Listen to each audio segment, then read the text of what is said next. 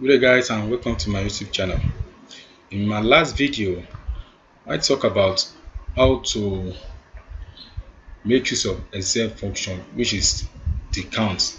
So today we have another list function that is found in the Microsoft Excel, which is called the subtotal function.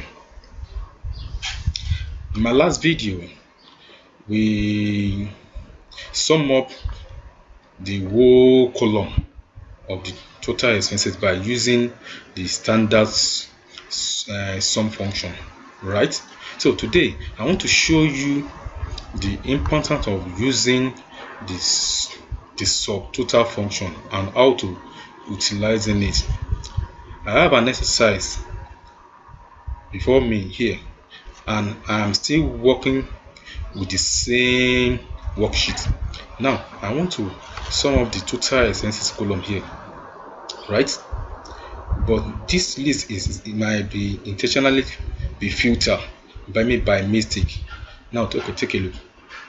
To sum up the total expenses by using the sum function. The first step is that, okay, let me first look for a where to perform the first. Okay, the first step here is that we are going to sum up the total expenses by using our normal standard function, right? So which is sum, then pick from the total expenses, then press Ctrl Shift down, then we will be able to highlight the sum function, then press enter.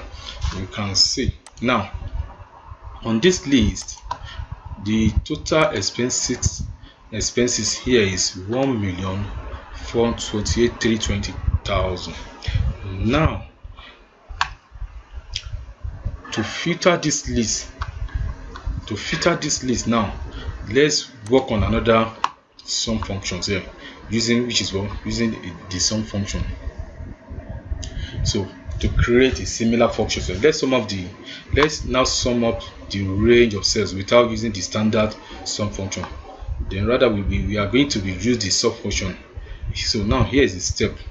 The first step is to pick the cell, then go to your formula tab here, right? Then go to insert function. Now the Excel function we want to work on today is the subtotal, right? So now you type the subtotal, right? On the search bar, click on go. You can see subtotal, so click on it. Now you can see two options will display, which giving us the which are functions. You can say functions as of number here, and also have a reference number. So note the description here is saying that the function underscore number is the number 1 to 11 that specify the summary function for the total. What is it trying to say? Now we can go by going through the help function here to see what the number 1 to 10 signify.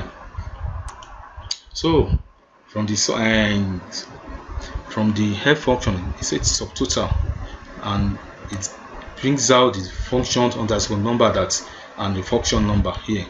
You can see one here is meant for average, 2 is meant for count, 3 is meant for counter, but here 9 is meant for sum. And since we are interested in summing up the total expenses, you can see we are interested in the sum number 9 here. So just come back to your function underscore number and put 9. Now under the reference number, the reference number is, which is another one. So this is telling us the range of cell we actually want to calculate the total expenses, which is in my own case, which is your total expenses. I will pick it, then press your Ctrl Shift down, right? You can see automatically it has selected what our total expenses value. Then click OK. you can see that the two, using the standard method and as well using the subtotal method, we still arrive at the same answer. Now let's filter this list.